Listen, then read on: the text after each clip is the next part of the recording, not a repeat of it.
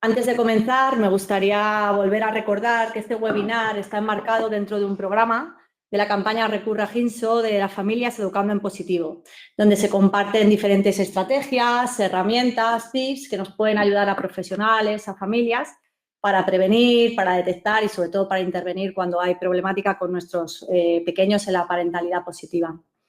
Para más información podéis encontrar en la página web www.unamenteSanaEmpiezaLaInfancia.es /educando en positivo. En esta ocasión, hoy vamos a hablar esta tarde con Javier Urra, sobre violencia de género, un problema que es estructural, que se manifiesta en todos los países, en todo tipo de clases sociales, culturales, con unas raíces profundamente machistas, con una visión muy posesiva hacia la mujer, donde la cosifica.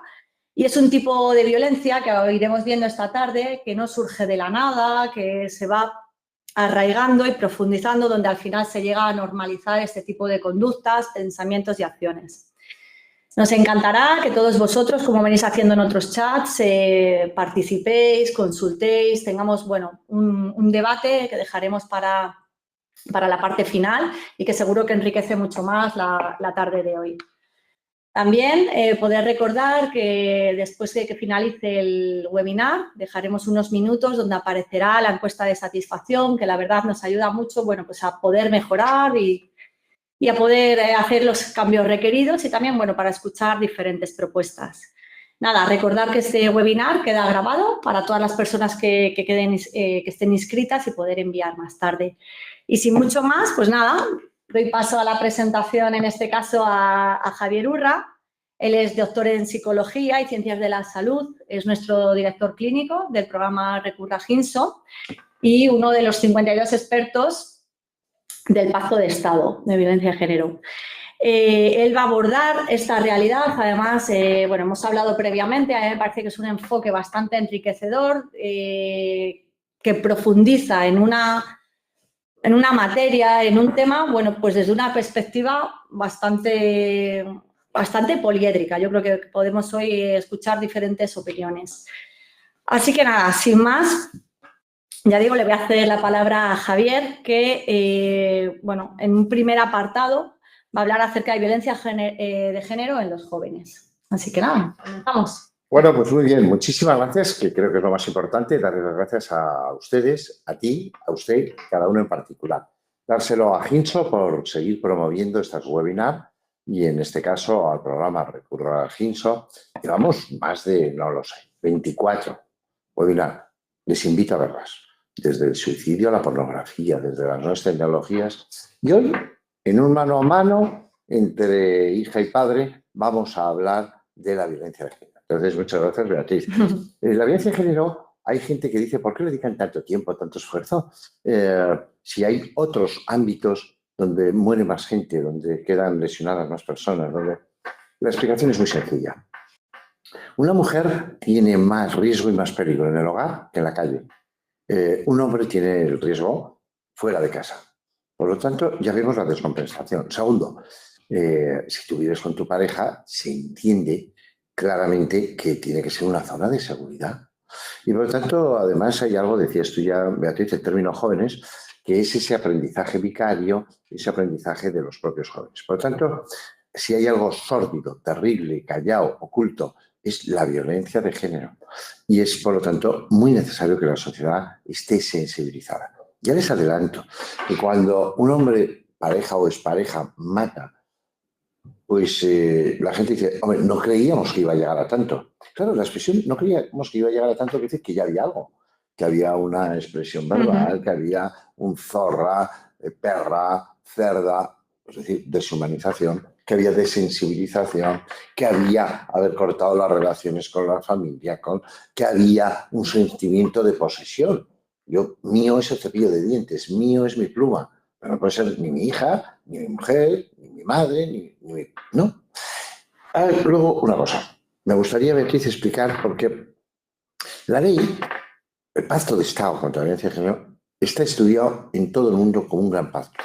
Se ha variado algunas cosas. Es un pacto donde solo algún grupo de la izquierda se descolgó por un criterio que es discutible. Si una pareja es gay, si una pareja es lesbiana, si una pareja... No le ampara, aunque lleven viviendo 24 años. Pero bueno, ¿sería lo mismo que una pareja heterosexual? No. La violencia de género lo hemos determinado que es la violencia que ejerce un varón sobre la mujer en el ámbito del hogar y continuado en el tiempo. Es decir, no es en el ámbito laboral y es verdad que podríamos haberlo ampliado a otros ámbitos, pero hemos querido poner el foco. Algunas personas han dicho, Federico Jiménez Los Santos, en la COPE en su momento y en la hora de hoy, que es una ley injusta e inconstitucional. Inconstitucional no lo es porque el Tribunal Constitucional, porque el Tribunal Constitucional ha determinado que lo es. Pero sobre todo es que la justicia no tiene que ser igualitaria. Supongamos que nace un niño síndrome de Down. Y cuando tiene 18, nace, claro, con una cardiopatía congénita, con macroglosis, con las características de un síndrome de Down. Cuando tiene 18 años, el Estado, muchas plazas, saca 3% de las plazas para ese niño con discapacidad. ¿Es justo? Es justo. ¿Es igualitario? No es igualitario. ¿Por qué? Porque intentamos igualar lo que en el nacimiento no era igual. Si en España ya hay más mujeres que han muerto a manos de varones que personas han muerto en 50 años a manos de ETA, tenemos un problema. ¿A quién tenemos que defender? A la mujer. ¿Puede haber una mujer que ponga una denuncia falsa? Bueno, habrá que verlo y si se demuestra perseguirla. Y acabo. Decías, la violencia de género es estructural. Quiere decirse que se da en todos los países del mundo. Y hay una cosa que llama la atención. Por ejemplo, España mueren 55 mujeres año. Pero la violencia de género no es morir. Es sentirte con miedo cuando llega tu pareja a casa, es sentir esa sensación de luz de gas. Pero México tiene 4 veces la población de España y en vez de 55 matan a 2.500. 2.500, no me equivoco. Por lo tanto, es una cuestión cultural. Y sin embargo, los países nórdicos, Suecia, Noruega, Dinamarca, Finlandia, tienen más violencia de género que en los países del Mediterráneo.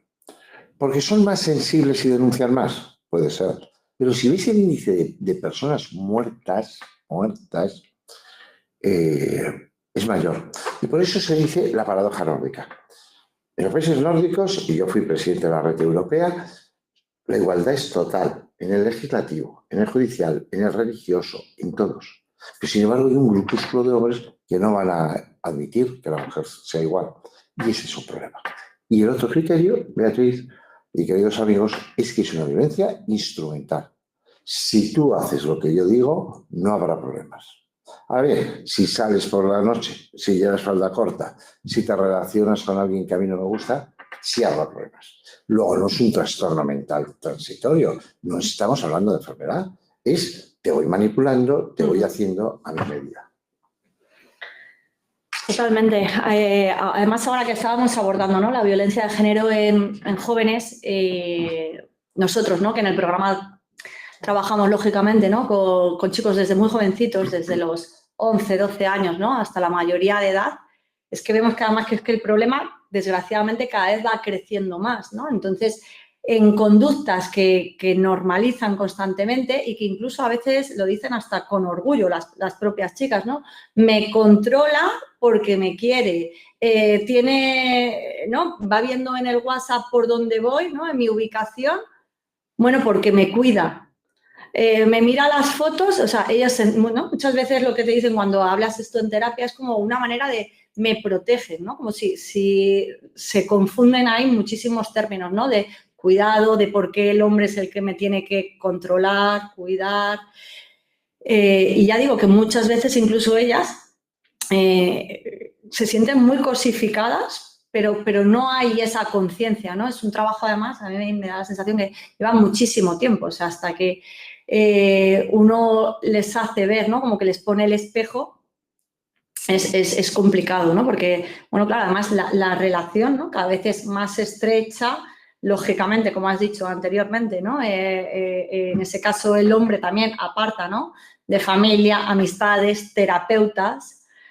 No es broma, ¿no? A mí me ha pasado esto en primera persona, que a veces a mí me ha dicho alguna chica, ¿me puedo hacer un selfie contigo, Beatriz, para que mi pareja, de verdad, esto es así, sepa que estoy en el psicólogo? O sea, llegamos a un punto. Pues es un problema porque, claro, nosotros no teníamos el término violencia de género hasta que en Granada se produjo un caso dramático que ustedes recordarán, que es el de Ana Orantes. Ana Orantes es una mujer que es violentada por su marido, va a televisión española. Y no se dice, oye, pues lo cuenta, y todo el mundo dijo, joder, qué valiente es. Sí. Bueno, fue muy valiente, pero al día siguiente su marido la quemó viva. Repito, la quemó viva. Y aquí una llamada de atención. Si decimos a una mujer, denuncie, tengo que garantizar que la protejo. Porque el problema de la violencia de género es que es un problema que se da entre las paredes y por lo tanto nadie lo sabe. Es más, yo luego voy a jugar al pádel o salgo a tomar unas cañas o voy a trabajar y soy un tipo elegante, encantador, hasta simpático. Pero lo llevo a casa y soy el terror, el que te acobarda, el que te hace eso, esa luz de gas que hablaba antes, el que te genera indefensión aprendida, el que te digo tú eres la culpable de mi conducta porque yo te amo, porque yo me arrodillo, porque yo te quiero, pero mañana te levanto la mano, al otro te grito, al otro te amenazo con los hijos. Claro, todo eso genera un marasmo emocional. Y es ahí cuando tengan en cuenta que veníamos de un código penal en que el hombre podía sancionar de manera moderada y razonada a su mujer. No, violencia de género, no tratarla como un igual. Uno es hombre, otro es mujer, ya está. Somos distintos, hombres y mujeres, pero iguales en derechos. Ahí es el caso de Ana Orantes y desde ahí vienen todos los datos. Y ahora hemos venido a parar en un tema terrible, la violencia vicaria. Es decir, te mato a tus hijos para enterrarte en vida. Pero no son tus hijos, son nuestros hijos. No, son tuyos, porque a mí me recuerdan a ti. Y esta es una llamada de atención de Javier Urra. Se puede pasar muy fácil del amor al odio. Dificilísimo pasar del odio al amor. Y yo lo pongo con un ejemplo muy sencillo. Ustedes cogen la pasta dentífrica, la abren, aprietan y sale. Pero luego es muy difícil retomarla en el tubo. ¿Qué nos está pasando con los jóvenes? Pues que algo estamos haciendo mal. Porque es verdad que los chicos que nosotros tenemos, hay chavales que dicen, a mí me gusta esa. Como me gusta esa, yo le tengo que gustar. ¿No? ¿Quién ha dicho que el amor es bidireccional?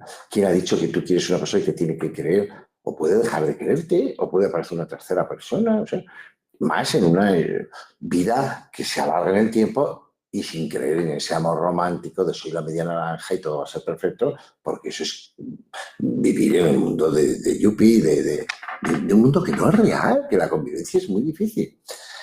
Pero a lo que decía Beatriz, no lo sé. Cuando acabemos, no me lo pregunten porque no lo sé. ¿Por qué tenemos chicas que son machistas? Como ha dicho, chicas que son machistas y sin embargo luego son dependientes. Lo que decía Beatriz, me supervisa las fotos, me hace un selfie con la psicóloga. Eso sus madres no lo hubieran aceptado. Y ahora ya sí. Pero hay muchas chicas jóvenes que te acaban diciendo, yo lo que no quiero es quedarme sola. ¿Qué problema tienes en la soledad? Acompáñate de ti misma. Por cierto, que hay hombres majísimos, encantadores. Y como yo me gusta pisar todos los charcos, todos, no soy cobarde, digo, hay mujeres que buscan un hombre que es machista. Lo sacas de ese bache y se va por otro. Pero porque tiene una dependencia emocional, porque tiene una relación con un padre equívoco, y hay que educarla para saber que los hombres somos, en general, majos, y no tenemos por qué tener una persona explotada, ridiculizada. ¿O tú harías con una persona que trabaja contigo lo que haces con tu mujer? ¿Lo harías delante de tus amigos en una cena? Entonces, este es un tema, pero Javier Urra hace tiempo que ha dicho, hay que educar a los varones en que el que no sabe lo que siente el otro pierde. El que no sabe lo que siente el otro pierde. Las chicas siempre saben lo que siente el marido o la pareja. Y los chicos dicen, no sé, está enfadada, pero no sé qué le he dicho o qué le he hecho. Esto bueno, es importante. También el nivel de comunicación, ¿no? En la mujer, ¿no? O sea, nuestro nivel de expresión es muy alto, ¿no? También yo creo que la cultura y la propia sociedad nos permite, ¿no? A veces Sí. Se ve también, ¿no? En un duelo nos permite muchas veces a la mujer llorar, mostrarnos más débiles, entre comillas, y a veces al hombre, ¿no? Parece que solamente se le permite casi estar en el enfado y poco más, ¿no? A veces se ha señalado si estás triste es como eres débil o femenino incluso. Y por cierto que ahí, claro, la violencia de género hay de muchos tipos, física, emocional, psicológica. ¿No? Una persona que le dices algo que no le gusta y está 3 o 4 días sin hablarte, eso es ejercer una violencia, ¿eh? No, si no me hace nada. No, o sea, que si te acercas, se da la vuelta, no, es una violencia. O sea, digo, vamos a empezar a aclarar algunos conceptos. Segundo, esta es una sociedad que mejora rápido en estos ámbitos. En España mueren 55 mujeres cada año. 1 año, 2, 3. Seguimos igual. No baja, no baja. Pero es que además hemos tenido que crear, por ejemplo, una fiscalía contra el odio. Mal asunto. Hemos tenido que hacer que los médicos sean autoridad. Mal asunto. Que los profesores sean autoridad. Mal asunto. Hay algo en la sociedad que no nos funciona. Por ejemplo, médicos. ¿Qué porcentaje hay de varones? Poquísimos. Psicología, escasos. Enfermería, casi nulos. Es decir, que cuando tienes que dedicarte a una carrera de cuidado, de afecto, es la mujer. ¿A usted qué le parece? Mal. ¿Le parece mal que lo hagan las mujeres? No, me parece estupendo. ¿Y que no lo hagan los hombres? Un problema. ¿Por qué el hombre no quiere cuidar a la persona que es dependiente, que tiene Alzheimer o que tiene...? Entonces, tenemos que cambiar ese concepto o tenemos un problema para nuestras hijas, para nuestras nietas. Vale. Si vamos avanzando, llegaríamos, yo creo, ¿no? a un ámbito que también, bueno, podríamos extendernos toda la tarde, que tendría que ver con la dependencia emocional. Si empezamos un poco con la dependencia en las mujeres. Bueno, yo creo que Beatriz, es el tema, ¿no? Este es el tema de esta webinar, ¿no? De este diálogo, que no monólogo, diálogo. Conversación. Entonces, es la dependencia. La dependencia yo creo que es horrorosa. El ser humano nace solo, muere solo, vive solo y debe de caminar junto al resto del mundo. Pero solo. Tú puedes ir a la cama con quien quieras, pero al final piensas, sueñas solo. El ser humano, que sabe que va a morir. No sabe si va a morir antes que la gente que quiere o al revés. Por lo tanto, pero tiene que correr el aire, tiene que haber autonomía, tiene que haber respeto, tiene que haber... Pues que la vida a veces es cedo yo, cedes tú, convergemos en algo, no estoy de acuerdo, pero oye, tú te vas a ver una película de cine, yo me voy a ver. ¿Por qué tenemos que estar todos juntos? ¿Por qué tenemos que crear dependencias? No, yo tal, y cada vez que llegas me llamas, y no. Bueno, yo entiendo que un viaje largo, oye, pues dime que has llegado y me quedo tranquilo. Eso se llama amor, eso se llama cariño, eso se llama ternura. Ahora, si tienes que estar controlando, cada vez que tu pareja sale a cenar, me llamas cada hora, ¿dónde estás? ¿Y con quién estás? Y mándame una... Bueno, vamos a ver, es que esto... ¿Pero esto qué es? He dicho, ser dependiente de tu padre es un error, ser dependiente de tu hijo es un error, ser dependiente de tu pareja es muy peligroso. Y entonces, ¿hay mujeres que son dependientes? Sí, porque claro, si tu pareja te ha cortado la relación con tus amigos y amigas, a lo mejor con tus primos o casi con tus padres, claro, es que eres dependiente, es que solo tienes una persona. Es esa persona que además un día se golpea contra la pared porque te adora, porque no lo entiendes, pero es porque yo soy muy celoso. Son celos que nacen desde el amor y se rasga la camiseta.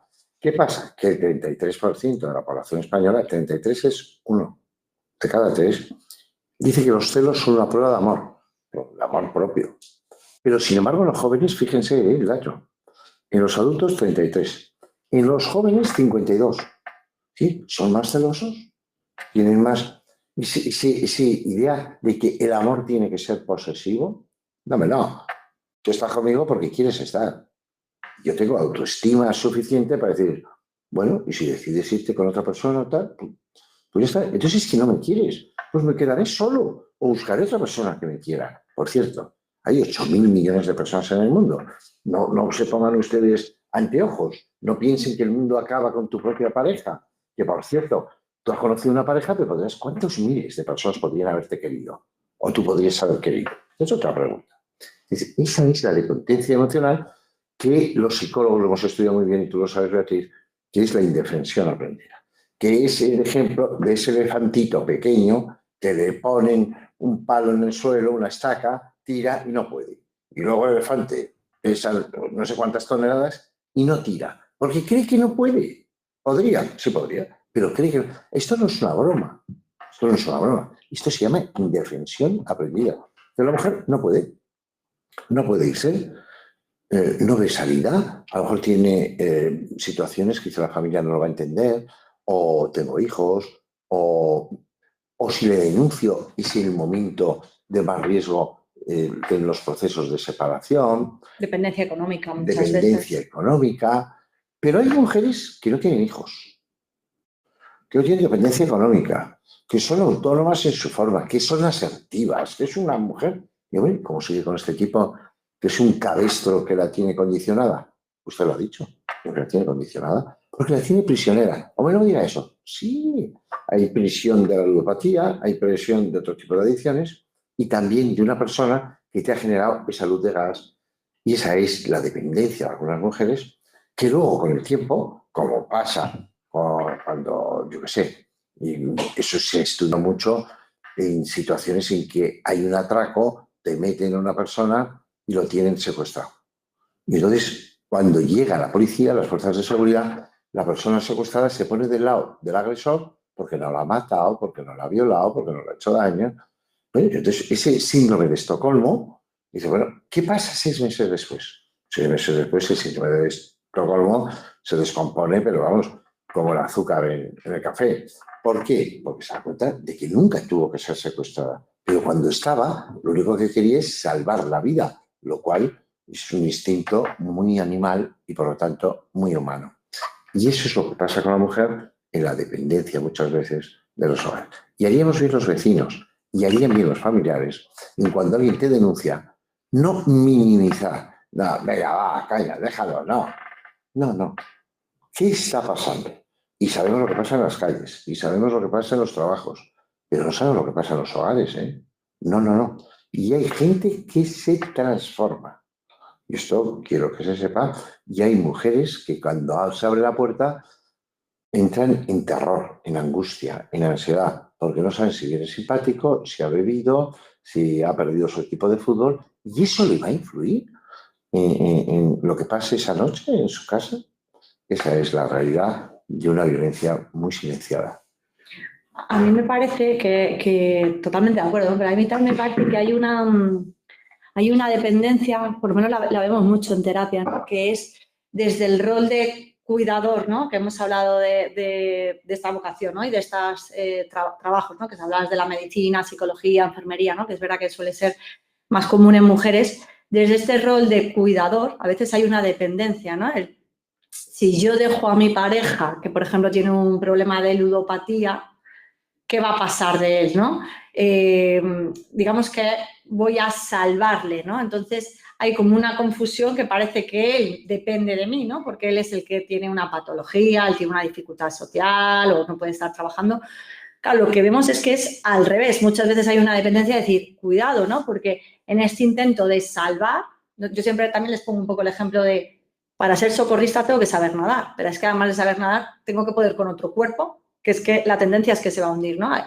La verdad que a veces las chicas es, no, yo es que a mi noviete o a este chico que conozco, ¿no? Le quiero sacar de la droga, le quiero, ya digo, ¿no? En esa buena intención, se mete en una complejidad que al final dices, es que te estás metiendo en este mismo círculo, ¿no? Y sí, pero yo le voy a sacar, ¿no? Además siempre hay esa tendencia de conmigo va a cambiar. Cuando vemos que hay veces que hay adicciones, patologías, que la persona desde luego podrá cambiar en otros términos, pero además con ayuda terapéutica o otro tipo de ayudas, pero no porque la pareja, porque se hunde. Pues sí, por ejemplo, hemos tenido en prisión a gente que ha matado, que ha violado, y profesionales del trabajo social y de otras carreras se han unido sentimentalmente con un tipo que mata, que viola. Yo, la verdad es que racionalmente no se entiende. Salvo desde el criterio que dices, Beatriz, que es un poco un trastorno del samaritano. Exacto. Por un lado tiene un punto de morbo y por otro decir, yo te voy a sacar. Bueno, cuidado. Cuidado porque cuando vas en un avión te dicen, oiga, si hay una situación límite, primero coja el oxígeno, póngaselo en la nariz, respire y después ayude a las personas que lo necesiten. Pero primero póngaselo usted, porque si no, no va a ayudar. Bueno, entonces, por un lado, tenemos que tener mucha sensibilidad, tenemos que educar a los niños desde el teatro en las cortas edades. Ponte como niño, ponte como mujer. Esto es una de las preguntas, perdona Javier, que justo te estaba, perdona, no te quiero cortar, ¿no? Pero justo en el chat, que lo iremos viendo posteriormente, pero bueno, justamente nos preguntaban, ¿no? ¿A qué edad es recomendable hablar sobre este tipo de violencia de género, este tipo de dificultades y cómo hacerlo, ¿no? De una forma adecuada. Bueno, yo creo que a muy corta edad. A muy corta edad. Es decir, a muy corta edad hay que no admitir chistes que no tienen humor, que no tienen simpatía, frases que son lesivas por el género, por la identidad, por la orientación. El caso de, tú no juegas porque eres una niña. Bueno, eso en mi época era admisible, pero tengamos en cuenta que en mi época los colegios eran de niños o de niñas separados. No, tú no puedes decir porque sea una niña o porque sea un niño no juegas o no cocinas o no lavas a una muñeca, ¿no? Tú eres un ser humano, puedes, es más, debes. Bueno, sí, no, ¿está usted hablando de violencia de género? No. ¿Está usted hablando de sexualidad cuando habla a los niños de lo que es amor? No, pero estoy hablando de la parte esencial donde luego va encastrado el sexo. Sexo y amor, que puede haber amor y sexo. Puede haber sexo sin amor. Y puede haber algo maravilloso, que es que tengas sexo desde el amor. Pues esto es igual. Es decir, ¿qué es violencia de género? Que no ridiculices a alguien, que te levantes a lavar las cosas, que seas partícipe, que veas cómo se sensibiliza. Ahora está agotador el término de la empatía, ponerte en el lugar del otro, las neuronas espejo. Bien, pero eso es como todo. Si vas al gimnasio y haces sentadillas y levantas, pues acabarás teniendo bíceps. Es que si no, no lo harás. Por lo tanto, requiere un esfuerzo. Y eso requiere hábitos desde muy corta edad, sobre todo con los varones. Porque la pregunta que yo me hago es terrorífica. ¿Se educa igual a un niño que a una niña? Y la respuesta va a ser sí. Vuelvo a repetir la pregunta. ¿Se educa igual a un niño que a una niña? Porque muchas veces es, venga, va, cede, venga, va, déjale, venga, va, hagámoslo nosotras. Entonces, pareciera, posiblemente estoy equivocado, que a la niña se educa en todo para el otro y al niño se educa muchas veces en todo para ti. Pero si eso fuera real, estoy hablando de la generalidad de la sociedad, tendríamos un verdadero problema. Entonces, bueno, se va alcanzando cotas de igualdad, de puestos de decisión en los ámbitos de la medicina, de la justicia, de la arquitectura, de los pilotos. Ayer estaba yo con una chica que es conductora de tren, pero me decía que ha tenido sus problemas con sus compañeros, pues es una chica así finita y tal. Pero es que para llevar un tren tampoco tienes que ser una persona muy fuerte. Es llevar un tren. Claro, entonces, bueno, me parece que nos hace falta esa sensibilidad. Pero me parece que el concepto que ha introducido Beatriz es el esencial, la dependencia. Una persona tiene que vivir con y para y querer hacer feliz al otro. Eso es amar con la pareja, pero no ser dependiente. O sea, si alguien te chantajea, no te quiere. No. El chantaje es inadmisible. También cuando en los centros que tiene Recurra, en el hospital de día, en el centro terapéutico residencial, en la clínica, bien sea voluntario, ambulatorio, residencial. No. Es que si no me haces tal, yo me corto, No. Tú te tienes que autodominar. Y si no, el dominio te lo pondremos desde fuera. Porque los límites también hacen que tú encuentres la forma de salir adelante. Pero me parece, por lo tanto, que eso es importante y en la pareja, y en el matrimonio, y en el futuro. Y hay que transmitirlo desde muy corta edad. Menos buscar la felicidad individual, más buscar el esfuerzo con los otros. Que la vida es muy difícil, que los niños tienen dificultades, que los niños lloran, que los niños no te dejan dormir. Es que no todo es tan idílico como se plantea y que tu pareja es preciosa hoy, pero dentro de 20 años pues ya tiene más arrugas, más trepita, más...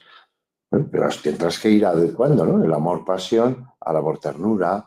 Todo esto es lo que hay que no hablarlo, practicarlo, entenderlo, reinterpretarlo. Y si no, seguiremos teniendo graves problemas, cuanto más en zonas rurales, cuanto más en personas con características singulares porque han venido sin sostén familiar de otros países y están claramente en más riesgo, sí.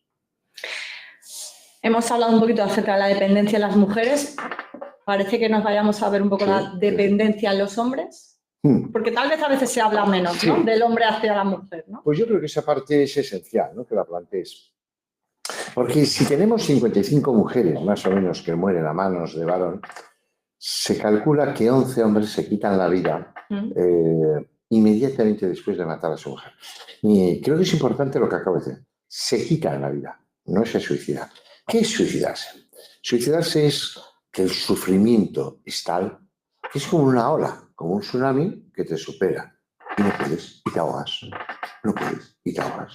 No, lo otro es un asesinato. Es decir, esta, y no voy a decir el adjetivo, me está hundiendo la vida, la voy a matar. Y luego yo me quito la vida. Ah, por cierto, ni la justicia ni la sociedad me van a juzgar. Punto. Pero yo la mato. O le mato a los hijos delante de ella. Es decir, supone una maldad. Como he dicho, maldad. Ser absolutamente bastardo. Ser lo peor de la calaña humana, que somos capaces de lo mejor, de dar la vida por gente que no conocemos o de generar la tortura o el holocausto. O sea, claro, ese es el ser humano. No es un ángel, tampoco es un animal, tampoco es una mal llamada inteligencia artificial. Bueno, y ahí está. Entonces, ¿qué pasa? Que hay que educar al varón también para que no sea dependiente. Porque claro, hay un varón que hace a la mujer dependiente de sí.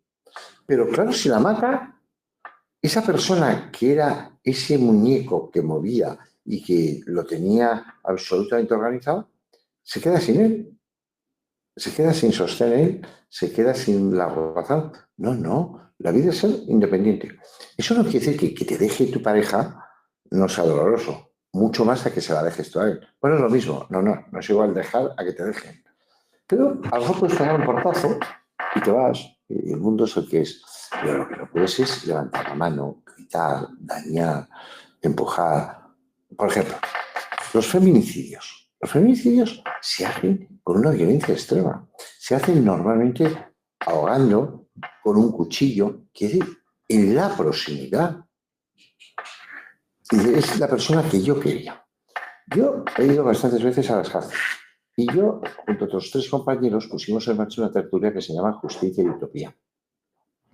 Está en el Café Gijón y nos reunimos el primer jueves de cada mes. Solo una vez en la vida, solo una vez, le dije a una persona, termínese el café, no vuelva.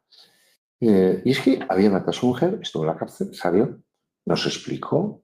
Bueno. Pero al terminar el café, le dije, oiga, usted si volviera a nacer, se casase con esa mujer, ¿qué haría? Dijo, la mataría. No había servido para nada. No tenía conciencia de culpabilidad. ¿Qué es una mujer incómoda para vivir? Yo no digo que, no lo sé. Si está incómoda, pues vete. Vete. ¿Qué te impide irte? ¿Por qué tienes que dañarla? ¿Por qué tu yo queda dañado si ella te ridiculiza? ¿Por qué tu yo queda dañado si se va con tu mejor amigo? ¿Por qué? ¿Dónde está tu yo? Si es su vida. Yo reharé la mía, con sufrimiento, sin duda, con dolor, sin duda.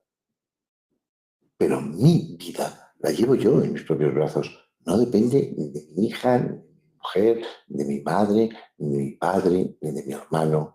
Esto es muy importante. La vida que nos es dada es una. Vamos a vivirla, pero esto hay que tenerlo muy claro, como yo ahora cuando termine esta webinar, me iré al coche y me pondré el cinturón de seguridad. Es un hábito, pero me puede salvar la vida. Porque yo me ponga el cinturón, ¿quiere decir que voy a generar un accidente? No, es si tuviera un accidente, quiero minimizar los daños. Esto es como tenemos que aprender desde niños para cuando conviva, no llevar las cosas a extremas. No atacar a la pareja en lo que más daño le hace. Hablando de su madre o de algo que tal, o diciéndole con un algo en un momento de un hombre que es impotente o... Cuidado, la palabra cura, la palabra es terapéutica, la palabra daña, la palabra puede matar. La palabra. Por lo tanto, oye, yo puedo discutir, puedo tal. Ah, por cierto, es muy bueno decir, oye, mira, no estamos llegando a un acuerdo. ¿Sabes lo que te digo? Hasta luego. Te vas, das 2 horas, una vuelta, y cuando vuelves, los hechos son los mismos, pero el posicionamiento ha bajado el suflé y estás más tranquilo. Totalmente. Y nada, hemos visto violencia de género en jóvenes, hemos visto dependencia emocional un poco más enfocada hacia las mujeres, también hacia los hombres. Una última conclusión para luego dar un poco de paso al debate de violencia de género más violencia de género emocional. en España se está trabajando mucho. Sí. Hay quien critica todo, hay jueces especializados, hay fiscales especializados, abogados especializados, operadores jurídicos de la psiquiatría, de la psicología. No, se está haciendo bien, se están poniendo muchos medios. ¿Se podrían poner más? Pues sí, claro. Si una mujer que está amenazada tiene un miembro de las fuerzas de seguridad que le apoya, claro. A ver, si tuviera 6, sería mejor que si tiene 36. Porque malamente puede llamar por teléfono y ver qué está pasando. Segundo, Beatriz, hace falta tener conceptos. El amor lo puede todo. Vale. Pero yo trabajo con gente que odia. Que odia. Yo me acuerdo que llamé una vez a un inspector de policía de Zaragoza porque dijo públicamente, no podíamos creer que el ex venga desde León a Zaragoza para matarla. ¿Usted no podía creerlo? Pues no entiende nada. Una persona que odia puede irse al otro lado del mundo. Porque es su reto, es su respuesta ante sí mismo. Y el odio entonces es, no hay muro, no hay tiempo, no hay espacio. Le puede el odio, le puede el rencor, le puede un pensamiento obsesivo, putrefacto. Por eso hay que cortar. Por cierto, ya está, ya se han separado, por ejemplo, una pareja. Oye, uno de ellos violentaba, en este caso el varón, no me los lleven a hacer mediación. No. Uno es un agresor y otro es una víctima, sepárenlos. Otra cosa es que trabajes con él, porque puede que llegue a volver con esa mujer si esa mujer lo decide, que es un gran riesgo, por cierto. Pero en todo caso, va a ir con otra mujer. Y aquí es cuando es muy importante coincidir en que el violento lo es. Porque está con una mujer y es violento. Vaya, se va con otra y es violento. Se va con una tercera y también. Hombre, concluirán conmigo que el problema no está en cada mujer, sino en él. ¿Estarán de acuerdo conmigo? Y esto es un tema muy importante. Luego, la rehabilitación de la víctima. Claro, está machacada, su autoestima está lapidada. Llega a creer que se lo merece. Pero ese es el mensaje sórdido de él. Si tú hicieras lo que yo te digo, si no me hicieras esto, si no llamases a no sé quién, si no sé cuántos, todo sería perfecto. Luego, la culpable eres tú, que me pone en el disparadero. Claro, fíjense qué forma de girar el tablero. Hay que trabajar mucho para que vean, al final, que han sufrido una victimización que puede ser de muchos tipos. Pero que luego hay mucha gente con la que pueden empezar, encariñarse, quererse, desde el cariño, desde el respeto, desde el amor y desde la ruptura, que a veces es siempre dura y que a veces hay que ir con una persona de mediación. Y con el agresor también hay que trabajar, pero hay que trabajar en lo profundo, en los sentimientos, en el concepto que tiene de la otra persona. Porque, por ejemplo, los deshumanizan, los tratan como objetos. Claro, es que cambiar eso no es tan fácil, no es una conducta, es un pensamiento, es una estructura de ser y de pensar. Cuando cambia eso, bueno, pues puede, pero con seguimientos. Esto es como un alcohólico, esto es como un ludópata. Hay que hacer seguimientos muy largos en el tiempo porque parece que han aprendido el concepto, pero no han interiorizado el hábito y la forma de conducirse. También a mí me parece interesante, ¿no? que en terapia, cuando trabajamos, ¿no? con algún menor que pueda ser el agresor o la víctima, ¿no? Claro, ellos también te dicen, es que yo es lo que he visto, es el modelo. Ahora, ¿no? que estamos teniendo este diálogo de padre e hija, ¿no? Muchas veces es que no sé amar de otra manera porque yo he visto esta relación entre mis padres, ¿no? Entonces, no sé si puede también a veces ser un poco una excusa o una justificación, ¿no? Porque más allá del modelo parental, afortunadamente tenemos más modelos, ¿no? De otros familiares, de amistades, de la propia, no sé, medios de publicación, la televisión, otro tipo de cosas. pero sí que es verdad que muchas te dicen, es que en mi entorno esto era lo normal, ¿no? Que mi madre pues se callara cuando mi padre venía y decía un tipo de cosas, ¿no? Que las infidelidades estuvieran sobre la mesa y que ahí no se hiciera nada, que hubiera una burla, ¿no? Un poco antes se hablaba, ¿no? El normalizar, ¿cómo es una cerda?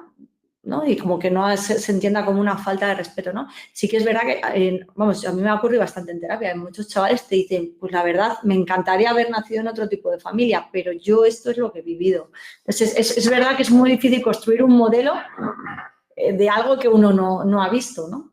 Dos cosas. Una, en Recurra Ginso, Recurra, llevamos 14 años. Por el centro han pasado 1.300 chicos. Por la clínica han pasado casi 3.000. Por el hospital de día estamos en 19. O sea, vemos muchos casos. Claro, lo que se ha de llamar el ejemplo, el aprendizaje vicario. Sí. Esto es muy importante. Entonces, si comprobamos, pero bueno, lo hemos comprobado con otros centros amigos, como se llama Gama 7, de Jordi Rollo, Monse Marbané y otros en Godella, que al final, imagínense ustedes un un hombre que levanta la mano a su mujer. Entonces el hijo de 16 años se interpone.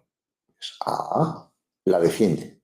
Pero, y aquí viene el pero, Sí. luego resulta que el padre se va por ahí a tomar unas cervezas con los amigos y él empieza a ejercer de agresor, de violento, del que impone. Es decir, la defiende del otro, pero luego la hace de nuevo esclava, porque el término es esclava de su instinto, de su pulsión, de su placer, de su decisión, de eso.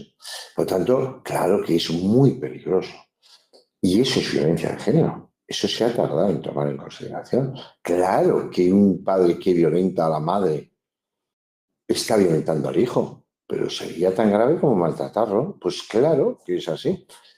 Otra cuestión que no sabíamos en Recurra Ginso.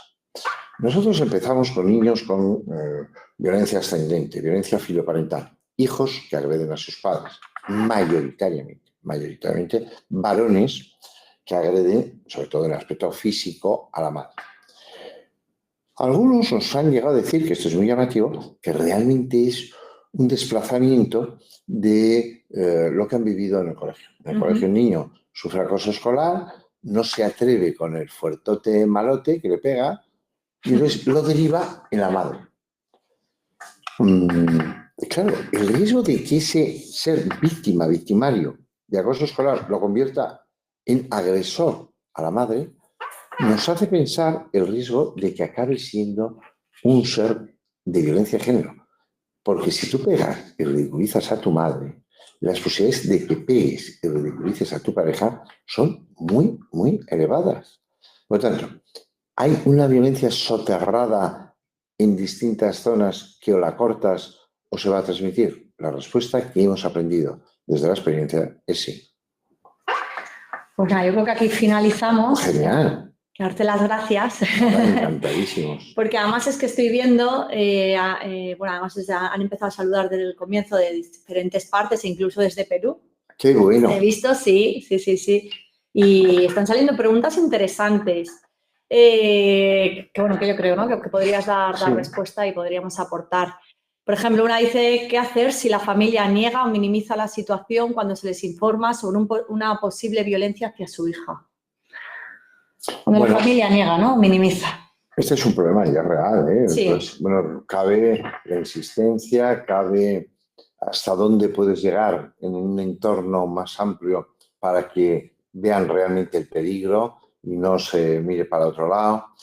A veces incluso somos conscientes de que por una denuncia en el ámbito judicial o en una comisaría va a suponer una ruptura casi con el amigo o la amiga porque te dice tú no te metas en mi vida. Pero este es un tema importante, ¿eh? La gente dice, yo no me meto en la vida de los demás y ya está. Bueno, ya, pero tú sabes que una persona no. O sea, nadie vería un niño que va a meter los dedos en un enchufe y diría, bueno, es un problema del niño. Todos iríamos y le quitaríamos a él. Y el niño ni es mi hijo ni es mi nieto, pero yo no dejo que un niño meta los dedos en un enchufe, seguro. Entonces, cuando un adulto no puede defenderse de la situación de poder, de indefensión, alguien le tiene que ayudar. ¿Es fácil? No. ¿Se puede volver contra ti? Ese es parte del problema. Ahora, tu conciencia es yo denuncié, yo transmití, yo di la voz de alarma. ¿Conseguí algo o no? Inclusive me rompió la amistad. Es terrible, es terrible. Pero ¿y si no rompe la amistad y un día no puedo tener relación con ella porque no fui valiente para denunciar lo que tenía que decir? Joder, es que entonces vas a vivir toda la vida con un terrible interrogante. Me parece que en ese sentido hay que dar pasos al frente en este tipo de violencia que de otra manera se va acumulando, va increciendo, ¿eh? O sea, la violencia de género no conocemos un caso de alguien que tenga hoy violencia y de pronto diga, no, ya quiero a mi mujer, no, ya no voy a hacer la violencia. No, no, va a ir increciendo siempre, salvo que lo pares. Por lo tanto, hay que pararlo. Sí, el pronóstico es malísimo. Es muy malo. El pronóstico Es muy malo y luego sí es verdad que hay casos que con tratamiento se rehabilitan muy bien y también inclusive hay quien se rehabilita pero luego tiene el teléfono del terapeuta para cuando está con su mujer en una situación límite le dice, oye, llamo al terapeuta porque, oye, otra vez estoy perdiendo el control. Bueno, entonces, ¿qué tengo que hacer? Pero luego hay gente que dice, bueno, yo es que bebo y entonces me descontrolo. ¿Ah, eso es así? Sí. No bebas. Perdón, no bebas. Si tú sabes que cuando bebes te descontrolas, no bebas.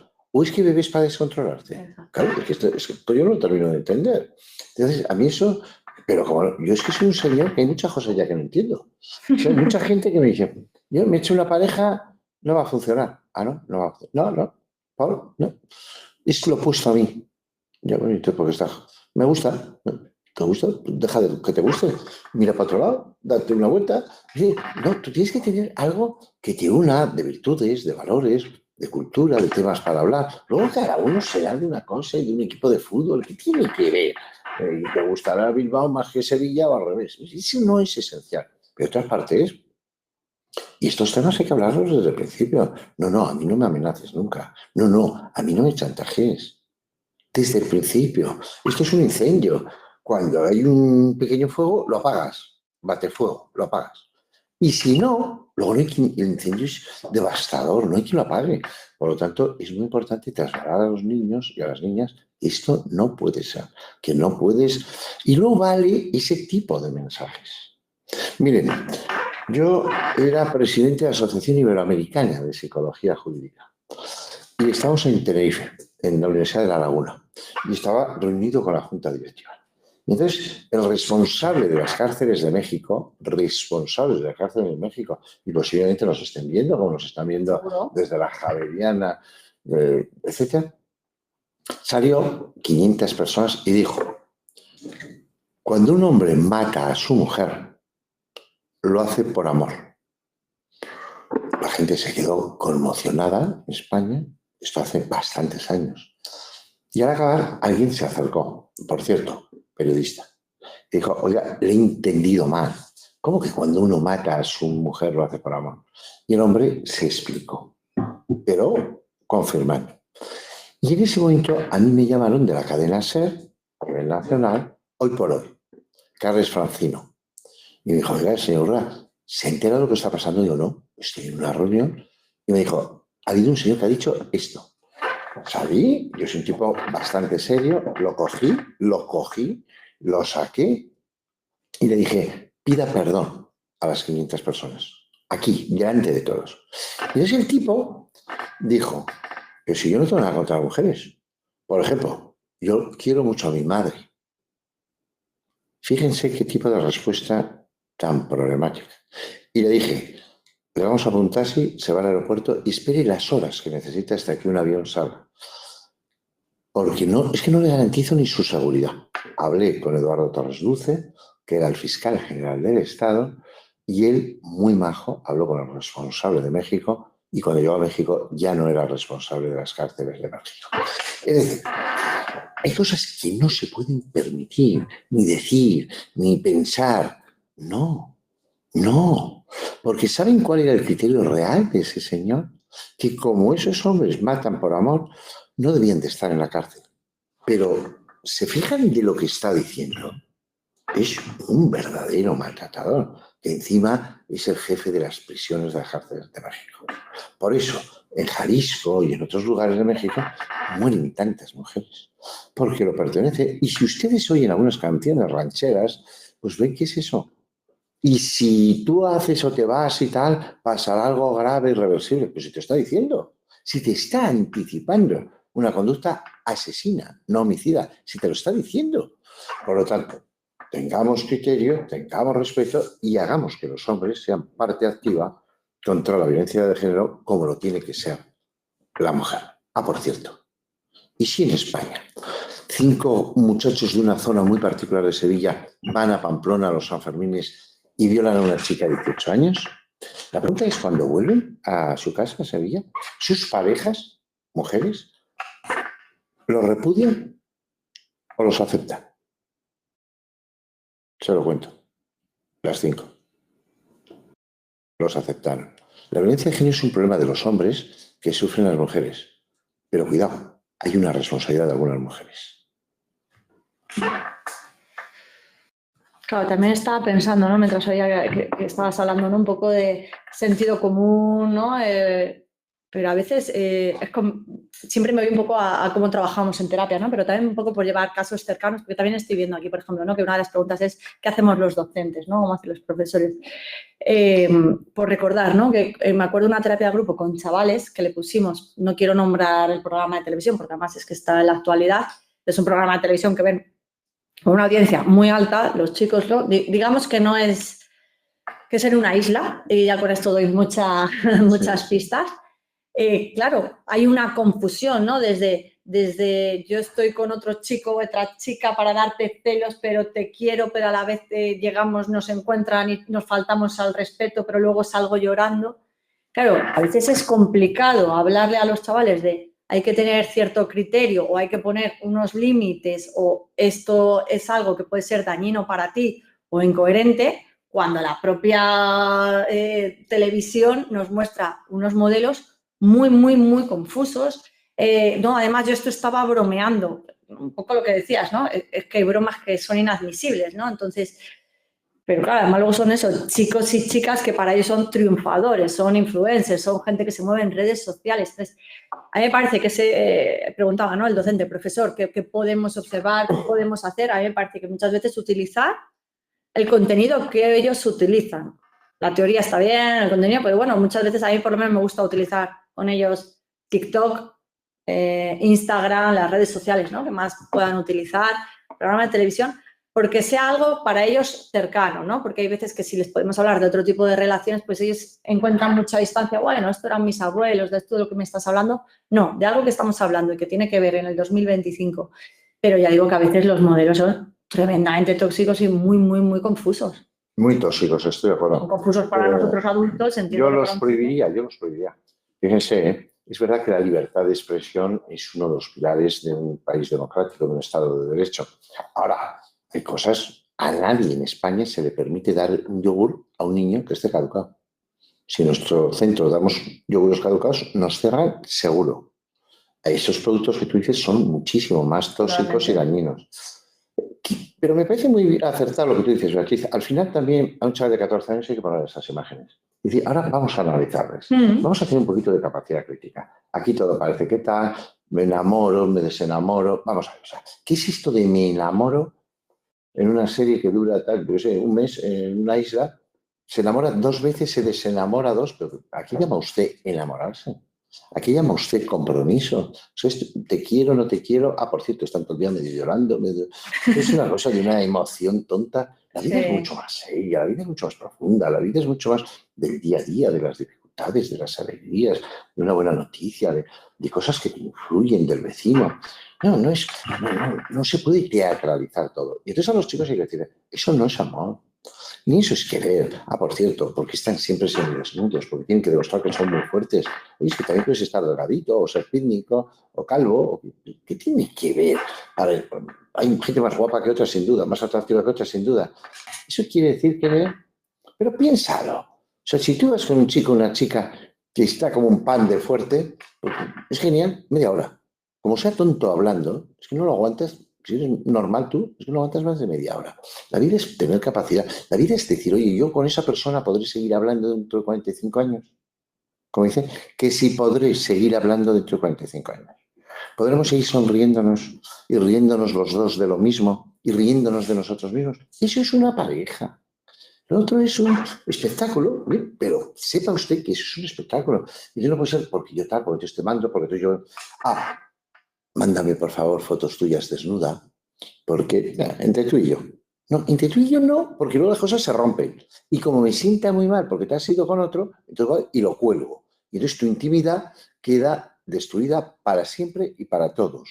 Por lo tanto, sepamos de nuestra intimidad. Yo me desnudo con quien quiero, cuando quiero, en todos los sentidos. Le tengo que contar yo todo a mi pareja. Yo no lo creo. Por lo tanto, eduquémonos en cómo vivir con uno mismo, con los demás, pero sobre todo para ser respetuosos, para el autodominio. Esta es una idea muy del recurso al Hinson. Domínate, contrólate. Y nosotros en el centro, cuando se arregla el jardín, tiene unas tijeras así y un azadón así. Oiga, no le dejo un azadón porque si se pone nervioso, de eso se trata. Tienes un azadón, no te pongas nervioso porque me vas a destrozar. No te pongas, domínate. De ahí es cuando el chico aprende. Ese es el juego. Pues dar las gracias, ¿no?, a todas las personas que están participando. Voy a terminar con una por ir finalizando, porque este webinar va a ser un poquito más corto que el resto. Pues me parece interesante, ¿no? Dice, ¿qué hago si mi hija no quiere hablar, pero sospecho que algo está pasando? Mi hija tiene 14 años, ¿dónde está el límite entre invasión y protección? Esta es una pregunta que hacen muchísimo, además en consulta a los padres. Bueno, ¿les miro el móvil, no les miro? Dos cosas. La respuesta es muy sencilla. Muy sencilla. Si un hijo o una hija que tiene 17 años tiene una pareja y yo quiero saber cuál es su identidad o su orientación sexual, me meto en su teléfono y estoy invadiendo su intimidad. En algunos casos puedo invadir su honor o su dignidad. Caso real. Cataluña. Niña de 13 años, aquí estamos hablando de 14. Y entonces la hermana le dice a su madre, mi hermana está en contacto con un tipo que es un indeseable. La madre se monta un perfil, entra y ve que el hombre es un horror. Se va a los Mossos de Escuadra, estos van al juzgado, se detiene, pero en el juicio el abogado plantea, pero es que esta señora, para conseguir todos los datos, que no niego de mi cliente o de mi defendido, se hizo pasar por otra persona. El caso llega a instancia superior, al Tribunal Supremo. Y llega a un ponente, por cierto, muy amigo mío. Hemos trabajado mucho juntos en la fiscalía. Entonces empieza la primera frase diciendo, es que no es una señora. No. Es su madre. No puede. Debe. Fíjense, respuesta del Tribunal Supremo. No es una señora, es su madre. Otra cosa sería un profesor. Fíjense lo que les digo. Pero su madre, su padre. Desde luego. Pero ¿cómo no va a entrar? Pero como si tú crees que entra en la habitación y se cierra y lleva canutos o lleva una chaqueta que no es suya. ¿Usted no intervendría? Pues en la red igual. Y además, a lo mejor tiene que denunciarlo a la fiscalía. Y nadie, ningún juez le va a decir, ¿usted cómo se mete? No, porque está en riesgo con una persona tal, con una secta, con una banda, con páginas pro anorexia. ¿Pero qué vamos a estar? ¿Atados los padres para educar a un hijo? ¿Lo vamos a dejar que entre en el mundo de la droga y acabe fatal? ¿O se me meta en una banda mal llamada latina? Naturalmente que no. Por lo tanto, la respuesta es sí. Si usted cree que hay algo, y ha empleado el término sospechoso, intervenga, dígalo. Y si es necesario, váyase a la fiscalía, escríbalo, déjelo por escrito. Soy la madre de tal, estoy preocupadísima por esta. Informo de que voy a intentar investigar qué está pasando. Se lo digo para que sepan que yo no estoy incumpliendo la ley. Estoy defendiendo a mi hija. Pero no lo dude. Pues nada, con esto damos cierre. Darte muchas gracias, Javier. Hola, encantado. Por hablar de este tema, que es verdad que no se había abordado de forma específica en otros webinars. Dar gracias a todas las personas, ¿no?, que han participado y también las personas que están detrás, ¿no?, todo el equipo técnico que también, lógicamente, tenemos a Marcos, a Cristina, hace que esto sea a Alicia, mucha gente que funciona, claro que sí. Luego. Y luego hay mucha gente que lo está siguiendo en directo y miles que lo seguirán a lo largo del tiempo. Yo les invito a que vean las webinars de Recurra Hinson. Son muy válidas. Hoy lo hemos hecho Beatriz y yo, lo mejor que sabemos. Pero otras veces han venido profesionales. Quiero decirles que todos los profesionales que no son de Recurra Hinson, los de Recurra Hinson también, pero los que no, jamás cobran. Dedican su tiempo, lo hablan para formar en lo que pueden a la sociedad. Eso dice mucho de muchos profesionales. Antes de terminar, deciros que nada, ahora cuando finalicemos os llegará un enlace para saber la encuesta de satisfacción, como os apuntábamos al comienzo, para que podáis dar vuestra opinión, mejoras. Y nada, ya nos vemos después del verano. Qué bueno. La próxima cita la tendremos el jueves 9 de octubre a las 5:30, que vamos a hablar, hemos finalizado hablando además de un poco de los riesgos de la red, pues vamos a hablar acerca de eso, ¿no? Acerca de los riesgos del uso inadecuado de Internet, ¿no? Todos ellos que hay del grooming, del juego online, bueno, de las páginas, ¿no? De la pornografía, son muchas cosas. Así que nada, os esperamos después del verano y muchísimas gracias por participar. Un saludo. Un abrazo.